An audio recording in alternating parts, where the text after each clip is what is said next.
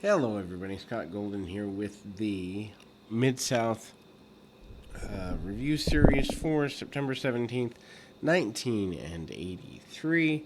And as mentioned, we are going through the Mid-South stuff relatively quickly here. Nikolai Volkov and Johnny Rich will kick us off for today. Again, lots of new talent through the area. Volkov has been relatively new in the area, hits a short knee and pretty aggressive with Rich. Volkov has been around since the 70s, already had a run in WWF, been all over the world as well, but getting a big deal here in 1983. I think in part to eventually line up with, among others, Magnum TA. But anyway, Volkov really knees, punches, kicks, and lots of really basic stuff. But one thing that Volkov does very well is aggressiveness, whether it be a hanging choke and then a clubbing forearm, or the backbreaker where he kind of pulls you by your tights and almost gives you a wedgie. He'll hook you up overhead too and give you a press slam into a backbreaker, a mini press slam into a backbreaker, and get a victory like he does here. Highlights of Dusty Rhodes versus King Kong Bundy. Big thing for Bundy in this era. I mean, Bundy's been around for a couple of years by this point, and I'm pretty sure this is Houston. Anyway, Wrestling the Dream, who has by this point been a former world champion, shots by Rhodes with the punches and finally knocks Bundy down. Bundy, of course, coming off I guess you'd say, loss to Junkyard Dog a little while back. Rhodes comes off the second rope with an elbow drop. Bundy gets busted open in the middle of this. It's highlights because then we jump to the one man gang and Bundy double teaming Dusty Rhodes, a bloody Bundy and the gang. Kind of an interesting sight there. One man gang against Ron Ellis up next after we see Rhodes get beat down. So Rhodes obviously has to come back sometime later in the year, early next year, for the revenge tag match that would have to ensue from that. Akbar realigning with One Man Gang upon his return. Not sure how long he's here. I don't remember him being here a ton at this point in the journey, but he's here and he hits some shots. So think about it. You got Bundy, you got Gang in one spot. Gang manages to drop some knees and elbows across his opponent here, and we see some hard shots right on top of the head and a kind of a camel clutch type maneuver by good old Mr. One Man Gang. One Man Gang hitting a power slam, which seems to be a popular move, and then hits the big splash. 1, 2, 3 Gang getting a little more agile, although not any smaller. Bundy and the Missing Link, so obviously they are aligned under Akbar against Magnum TA and Jim Duggan. Good combo match there, and Duggan and TA, I believe, still have the tag team championships at this point in the journey. Um, and certainly that's a pretty big deal. TA, again, is a guy who obviously goes on to be a major star for Crockett. And just about everywhere he goes, but he's getting ready here. Ducks the link a few times, and the Missing Link goes up and over the hip of Magnum TA. Link not happy with that situation, but interesting team of Link and Bundy here. Akbar on the outside.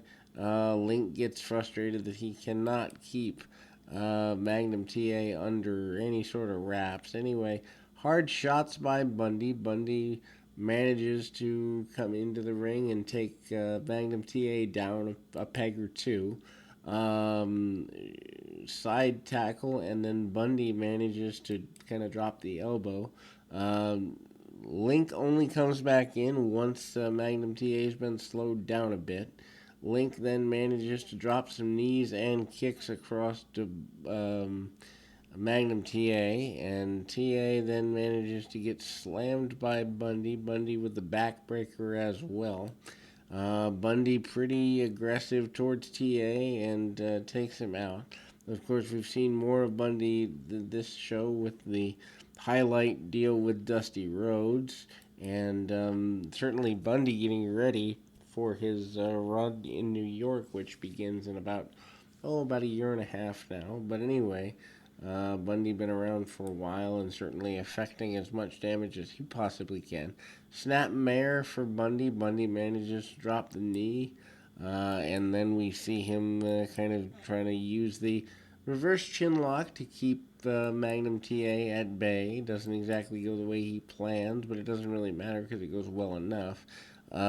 Kick right to the midsection of TA, and he being Bundy, happy with that. Duggan tags back in, and he goes right at Bundy, shot after shot.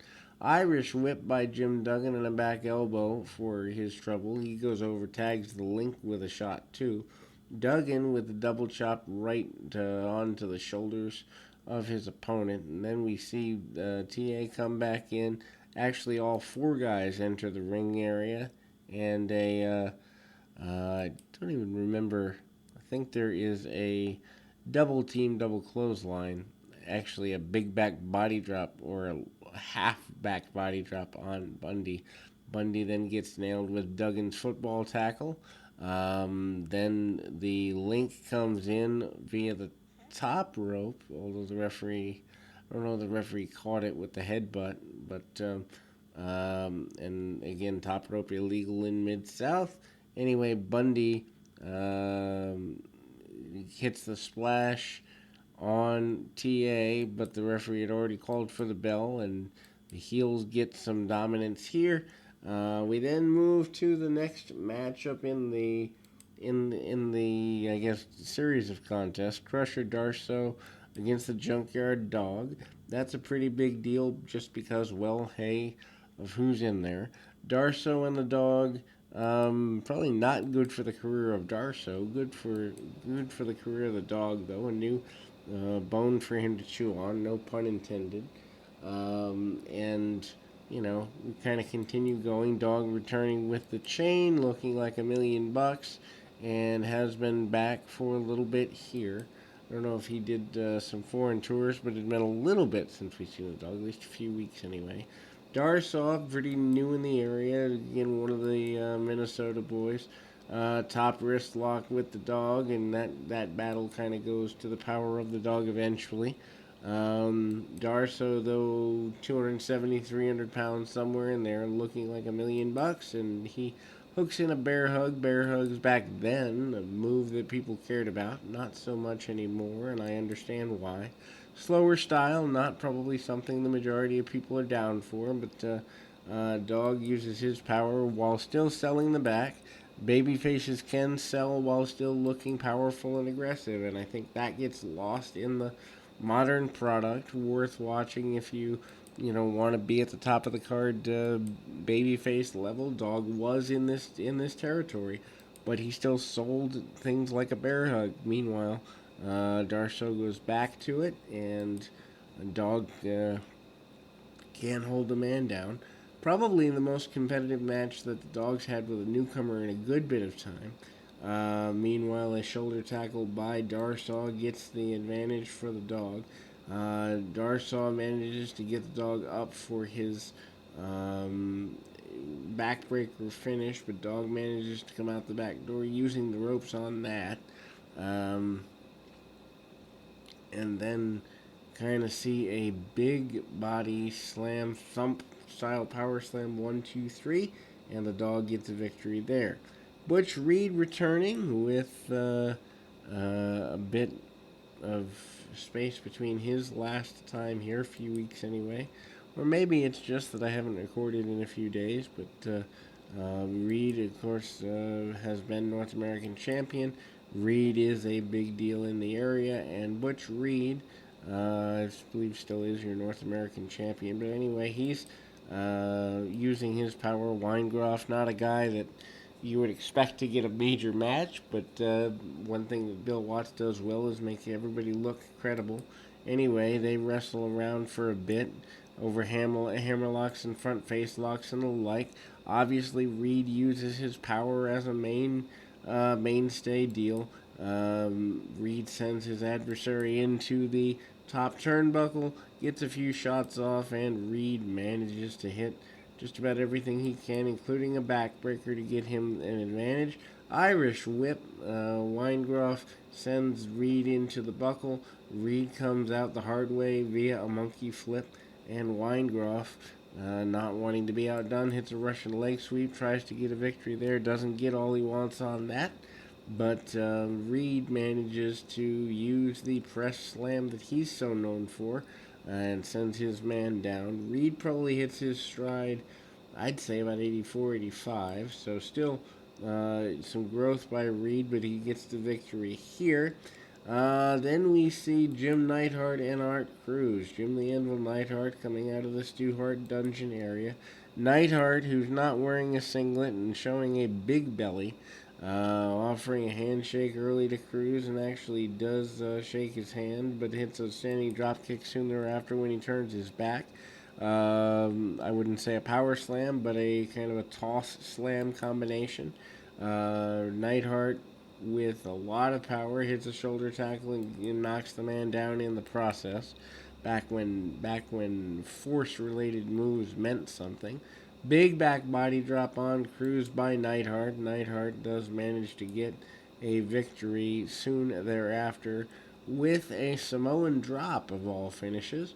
And then we see Neidhart get the victory. Tom Statton and Jerry Caldwell are closing out the program. They're given about 6 minutes, give or take. Relative newcoming enhancement talents. Don't know where either one of them are going because I don't really, in the last few months of the year, see them going anywhere. Caldwell does tip up well out of being knocked down. He manages to stay on his adversary, work the arm for a couple of minutes. Statton manages to come up and do some cheating. So even in an enhancement standby match, heels and baby faces still matter back here in '83 and near end of '83, and that continues throughout the Bill Watts run, which I think is again another lost art. Big body slam by Statton, and he doesn't get all he wants on it, but he gets enough. Hard shots there by the I guess you'd say babyface Caldwell, and Caldwell manages to bring his adversary out of the corner, gets thrown in and gets hit upside down.